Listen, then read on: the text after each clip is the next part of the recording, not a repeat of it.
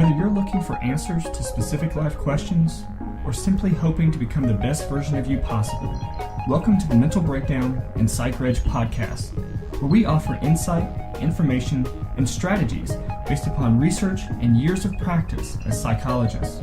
So sit back, have a listen, and get connected with our hosts, Dr. Berney Wilkinson and Dr. Richard Marshall.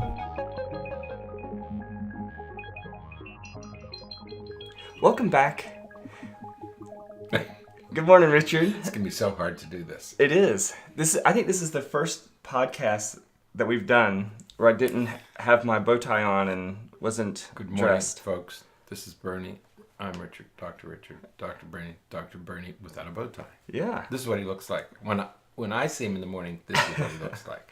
Either this or one of my I don't know what's gotten into him. Plain white tees. It has something to do with spring.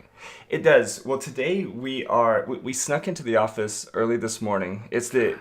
We're actually going to post this on the day that we're recording. So we ran into the office just to do, because we weren't going to record a podcast for this morning. But we're creatures of habit, and I really didn't want to mess the numbering system up for the podcast. So we're here doing other things, and we finally said, "Oh, let's just do it. Let's go ahead and do it." So we're not dressed for the occasion. Yes. Here we are. But it's okay, because we're talking about we're gonna use today as our opportunity to sort of do our catch up on our New Year's resolutions, and it's springtime. It's the day before Easter, and so we're going to talk about a little bit about all that stuff. Right. Just in a short, quick, nice podcast this morning. So here we are. Good morning. In all of our springtime glory. That's right. Representing our teams and everything. This patch here, and that's at Chelsea. It's a football club. It is. What we call soccer. It's a football club in England. Berney has a certain partiality. I like him. He's what they call a fan from the word fanatic. Well, You're I don't know about all that. You're a Chelsea fanatic. I like Chelsea. Okay. So, but that's not what we're talking about today. What we're talking about is this time of year. That's right. It is the day before Easter, and just less than a week ago we had the spring equinox. That's right. We have so this whole time of year is all about welcoming in the spring, welcoming back, the rebirth, the return, the resurrection, and here we go, new life again. You're a Florida native, aren't you? I am. Okay, so you've never been through a winter and enter a spring, have you? No. So you don't fully appreciate this tradition. These traditions, many of them come out of the northern hemisphere. Sure. Where you have these 4 distinct seasons. Right. And in winter, everything does die. Yeah. That's why we don't have a lot of bugs up. I mean, we don't have bugs in the north like you do in the south, because they never die down here. Right. They just keep breeding. Okay? Right. Up north, everything dies. The trees, everything. And then you have this sudden rebirth. And it is a monumental occasion. I mean, it really is a huge difference. And I realize that we have some semblance of seasons in Florida. The trees will change and stuff, Right. but essentially it looks the same all the time here. Right. Okay. So these traditions come out of the northern climates where you Right. have a snow, cold, frosty winter where everything seems to die. And then you have this rebirth in the spring. Right. Okay. And so there are these traditions attached to it, some religious, some cultural, some agricultural. Right. But you have these traditions that developed over this sense, this occurrence of rebirth. Right. And what we have here is we have what we call winter. Pollen season. There's a couple of cold days, and then the pollen hits, Right. and that's when spring comes. That's when you know it's spring here. Yeah. It's not because the crocus or the daffodils bloom. It's because pollen erupts all over the south. Yeah, you get a load of it must be oak spring. pollen Right. and stuff. So here we go. And it starts to get warm. Warmer. Hot. Right. Hotter. It starts to get hot. And that's the other thing. It goes from warm to hot. Instead of cold to warm, it goes from warm to hot. Yeah. So, but you're right. This rebirth, this return to life, and what better time to talk about, renewing our our resolutions, our goals for the year, I've always been struck with, like New Year's Day. Right.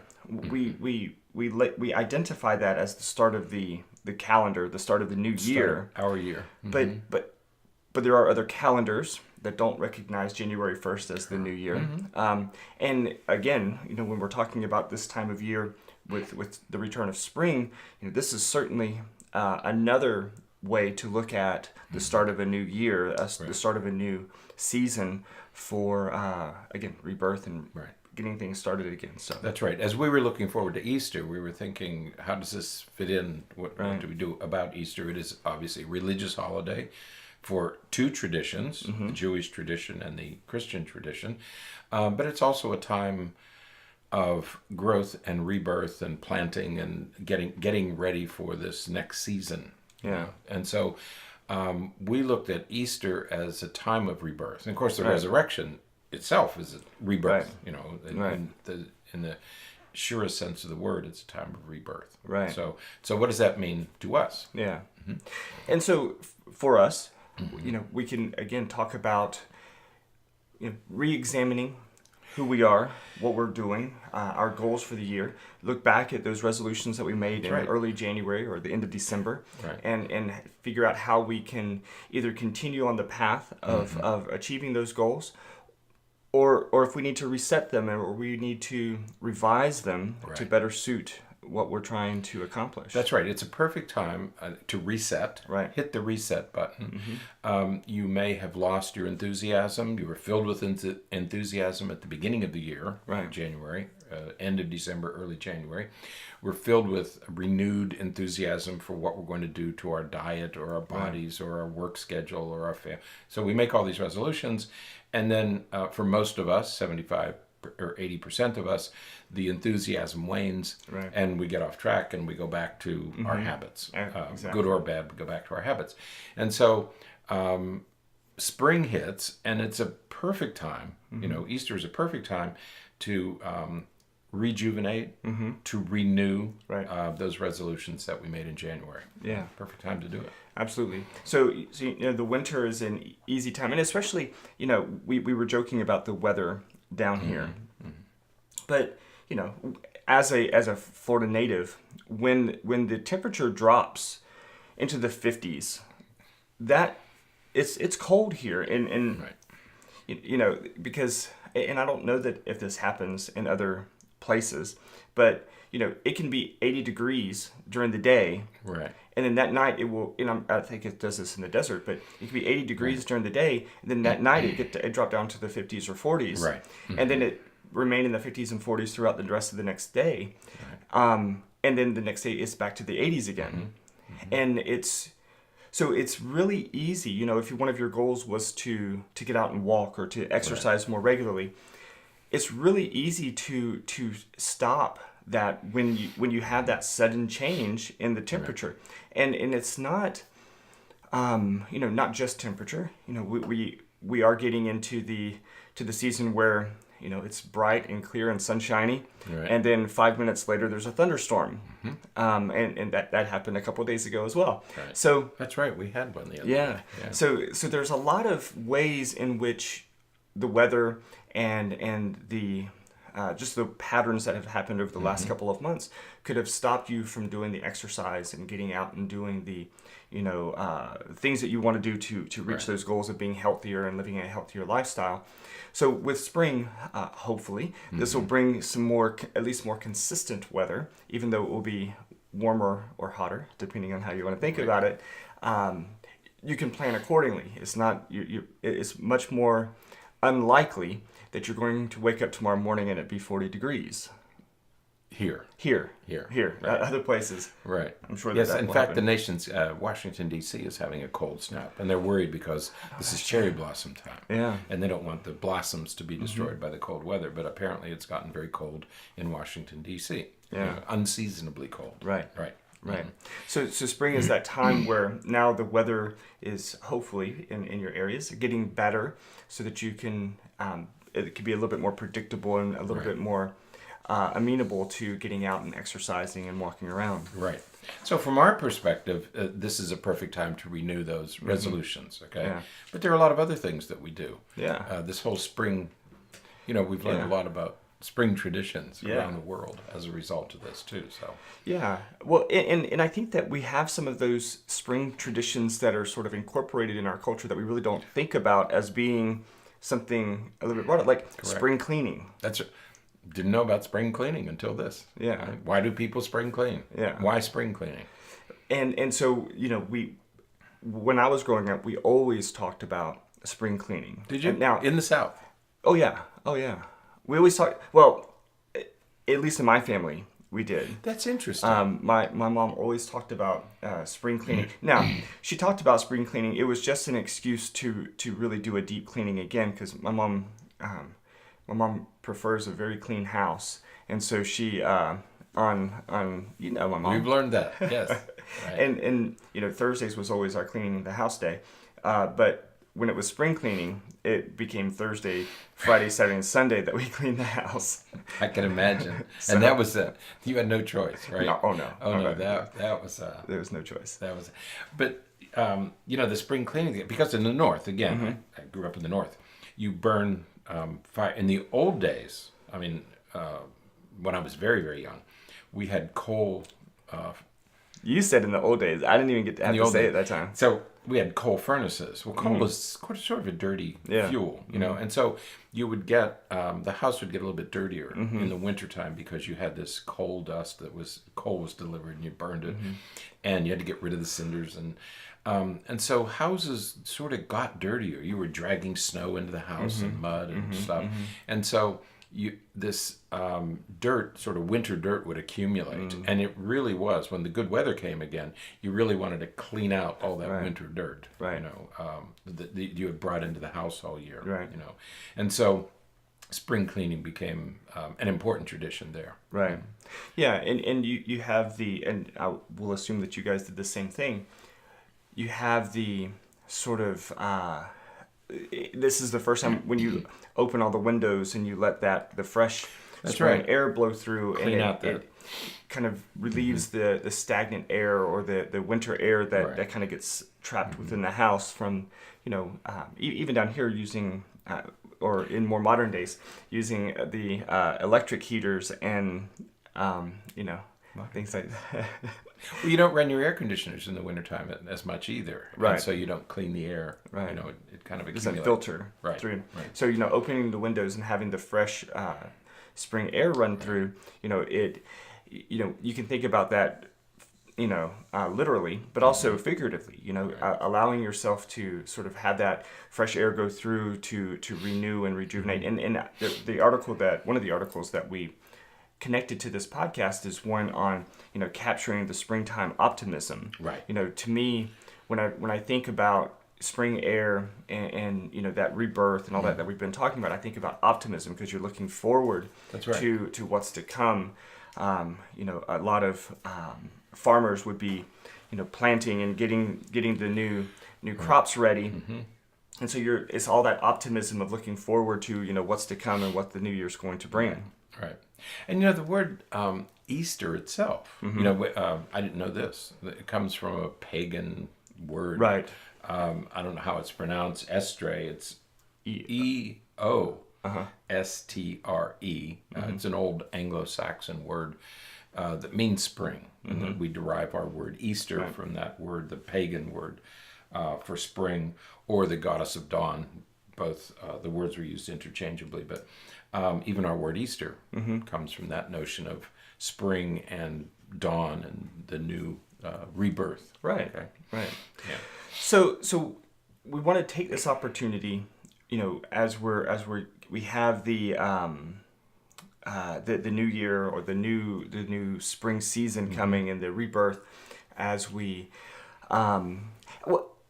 we're going to do different celebrations, and we're going to have different rituals, for lack of a better word. In the Christian tradition, we're going to hunt Easter eggs tomorrow.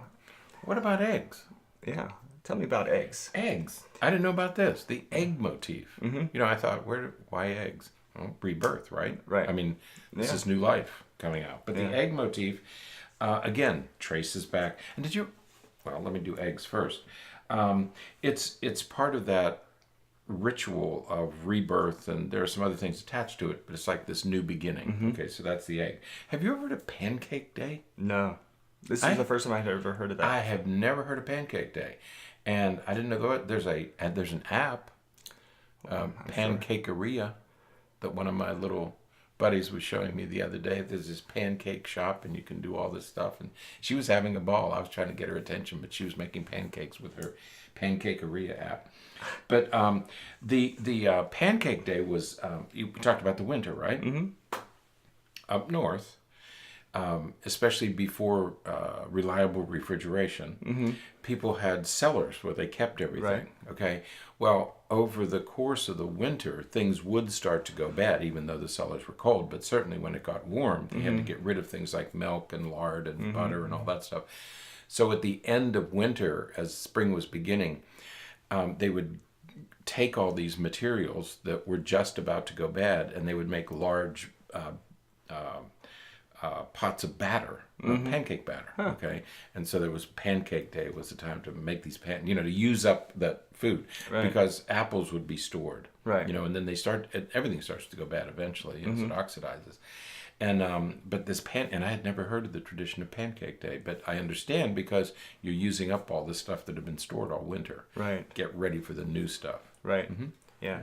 So a lot of we're going to make it more sort of symbolic. All of the energy that you've been storing up, and all of the optimism and motivation and drive that you've been storing up, and sort of holding in for, again, achieving those goals that you wanted to achieve for the year. This is a great time to clean out that cellar and get those things going. That's right. Clean out all that stuff. Get going again on your resolutions. Recollect what got you here, and get moving. Yeah. Another one of the articles that we posted with this podcast comes from Psychology Today, and it's some different rituals, different things that you can do in spirit of springtime. Right. And of course, it's decluttering your space and decluttering yourself, your mind, and your emotional self. Right. But also, start a practice, start doing something new, start a new habit. This would be a great time to do that. Right, which goes back to your resolutions. Right. Okay, restart. It's a good time to restart. Don't be discouraged that you didn't do it, because most don't. But here you have an opportunity to start fresh. Yeah. Okay, start again. What did we say? The best time to do something was last year. Yeah. The second best time is today. Right. Today's the day. Yeah. So starting a new habit, trying something new. Right. Try something you've never done before. I was talking with a guy the other day, and he struggles with some depression and stuff. But one of the things that he enjoys doing is doing something new, something that he's never done before. And I was like, man, that is fantastic. Right. We definitely have to sort of harness that and figure out how to use that to overcome some of those depressive symptoms, because That's right. We have this phenomenon called seasonal affective disorder. So the winter for a lot of people brings depressive symptoms, brings feelings of being down, and the absence of energy, the absence of motivation and drive. So with the sun, longer days, and things like that, this is a great time to start some new habits, starting some new activities, trying something that you've never done before. With some of that new energy. Because as we've said many, many times on our podcast and in our writings, in our workshops, when you start to get depressed is the time you have to start moving. You have to take charge and get going again. The worst thing to do is to sit and do nothing. And so this is a good time to do that too. Yeah. So start something new. Another thing that's mentioned in this article is to get outside. Right. And take a trip, go somewhere, do something. Here in Florida, and I'm sure that this is true everywhere else. There are loads of things that you can do within a drive time. Just a day trip. There's a whole book that's published here called Florida Day Trips, and just up someplace that you can go. Just a short drive away, go and do something outside, see something, experience something that you maybe haven't done before, that you've done before that you really enjoyed. Do it again. Get out and do it. Do it again. Florida on a Tankful. There's another program called Florida on a Tankful. And it's really interesting because you don't realize all the things that are just in a 50-mile radius of where you live. And that's true for almost anywhere. There's so many things you can do, even within a 50-mile radius. Okay. So. Yeah, absolutely. And the last habit, the last ritual that's mentioned here in this article is just to simplify your life. Right. Take some time to slow down. She refers to it as downshifting. Right. Just to kind of... You don't know about downshifting. Pull back. Why? Because that was before your time. What do you mean? You don't know. Manual shifts? I don't know how to downshift. You probably only drive an automatic. My car sitting outside right now is a stick shift. You see this? He doesn't know me. He thinks he knows me, but you don't know me. But simplify your life. Take out some of those things that are cluttering, that are weighing you down, and focus on the things that you have to do. Focus on the things that are the musts, things that you don't have any choice. And let some of those other things go. You don't have to deal with some of those other things. Spring clean your brain. Yeah, right? absolutely. Get rid of all that clutter that's been accumulating. Get back to your resolutions. Do some new things. Start fresh, but clean it out. Clean out the clutter. Absolutely. Right, wherever it exists. Absolutely. So, all right. I'm going to do some of that this weekend. I'm going to clean out some clutter in my head. That's right. Get the poisons out. Get all that stuff out. Cobwebs up there. Yes. Don't say anything about old. I'm not going to say anything. Okay. So, all right. That's it. That's it. We had to do a podcast today. So. That shirt. I don't know. He said, don't. No. You don't mess with Chelsea. I mean, I've learned over time. You don't mess with Chelsea. All right. Until next time, stay happy, stay healthy, and forget to be afraid. Thanks for sharing this episode of the Mental Breakdown and Psychreg podcast. Be sure to check out the show notes for links to follow us on Twitter and subscribe to our YouTube channel, where you will find all of our previous podcasts and much more. We would be honored if you would become a patron through patreon.com, where any donation you can manage will go to the development and creation of more content. Just visit patreon.com/thementalbreakdown for more information. Thanks again for listening. Have an awesome day, and we look forward to being back in your feed tomorrow morning.